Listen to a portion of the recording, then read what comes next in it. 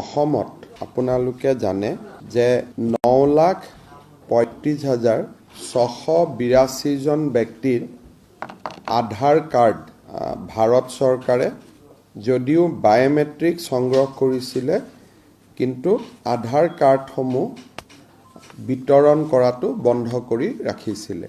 এই লোকসকল সেই লোকসকল আছিল যিসকলে ফেব্ৰুৱাৰী 2019 পৰা আগষ্ট 2024 এই সময়ছোৱাৰ ভিতৰত NRC বা আধাৰ কেন্দ্ৰসমূহত বায়োমেট্ৰিক দিবৰ বাবে তেওঁলোকে সেই কেন্দ্ৰসমূহলৈ গৈছিলে। যোৱা কিছুদিন ধৰি এই লোকসকলে 9,38,865 গৰাকী যি লোক আছে তেওঁলোকে বিভিন্ন সময়ত অসম চৰকাৰৰ ওচৰত অভিযোগ কৰি আহিছিলে যে আধাৰ কাৰ্ড বন্ধ হৈ থকাৰ বাবে তেওঁলোকে স্কলাৰশ্বিপ, ৰেচন কাৰ্ড, বিভিন্ন ধৰণৰ চৰকাৰী সুবিধাৰ পৰা বঞ্চিত হৈ আহিছে। আৰু এই ব্যক্তিসকলৰ ভিতৰত বহুবিলাক এনেকুৱা ব্যক্তি আছে যিবিলাক ব্যক্তিৰ NRCৰ লগত কোনো সম্বন্ধ নাছিলে, তেওঁলোকে মাত্ৰ সেই সময়ছোৱাত আধাৰ কাৰ্ডৰ বাবে বায়োমেট্ৰিক দিবৰ বাবে গৈছিলে। অৰ্থাৎ এই আধাৰ কাৰ্ড আৰু NRCৰ কোনো প্ৰত্যক্ষ সম্পৰ্ক নাছিলে। সম্পৰ্ক ইমানেই আছিলে যে সেই 4 মাহৰ সময়ছোৱাৰ ভিতৰত তেওঁলোকে বায়োমেট্ৰিক দিবৰ বাবে NRC বা আধাৰ সেৱা কেন্দ্ৰসমূহলৈ গৈছিলে আৰু তেতিয়া NRC আৰু আধাৰ সেৱা কেন্দ্ৰ একেটাই আছিলে, দুটা পৃথক পৃথক নাছিলে।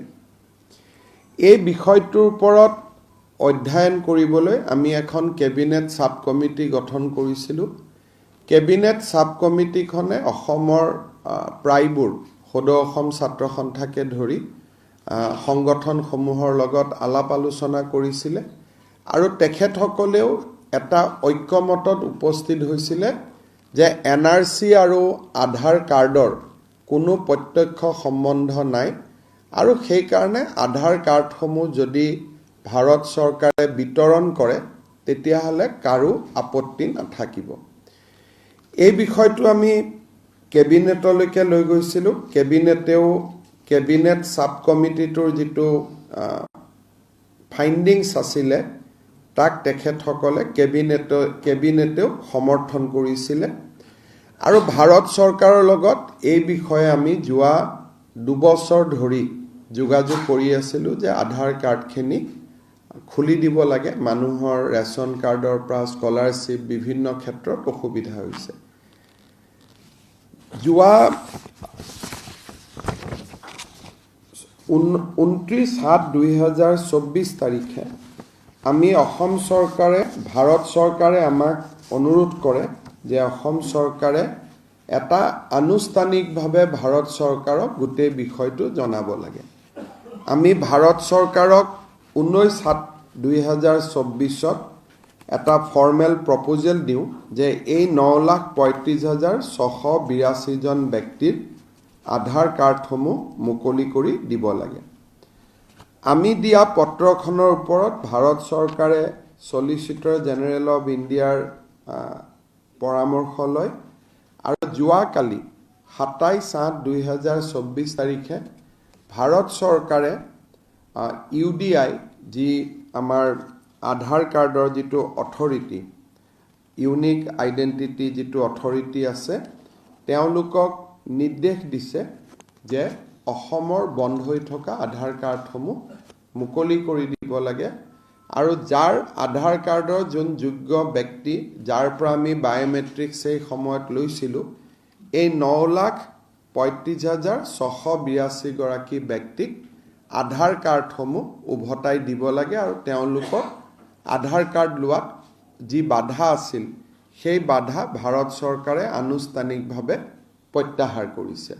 ইয়াৰ ফলত এতিয়া অসমত এই এটা বহুদিনৰ যিটো এটা ইস্যু পুঞ্জীভূত হৈ আছিলে 9,35,682 গৰাকী ব্যক্তিৰ, তেওঁলোকৰ আধাৰ কাৰ্ড পোৱা পথ প্ৰশস্ত হ'ল আৰু মই ভাবোঁ যে অহা 15 দিন এমাহৰ পৰা ভিতৰৰ পৰা তেওঁলোকে নিজৰ নিজৰ আধাৰ কেন্দ্ৰত গৈ আধাৰসমূহ সংগ্ৰহ কৰিব পাৰিব য'ত য'ত তেওঁলোকে বায়োমেট্ৰিক্স দিছিলে বা UDI কৰ্তৃপক্ষই বেলেগ ব্যৱস্থাও কৰিব পাৰে যে তেওঁলোকে ক'ত গৈ আধাৰ কাৰ্ডখিনি সংগ্ৰহ কৰি লাগিব কিন্তু ভাৰত চৰকাৰে ইতিমধ্যে যিহেতু আগৰ যিটো নিষেধাজ্ঞা সেইটো তেওঁলোকে প্ৰত্যাহাৰ কৰিছে আৰু এতিয়া আধাৰ কাৰ্ড পোৱাৰ পথ সকলোৱে প্ৰশস্ত হ'ল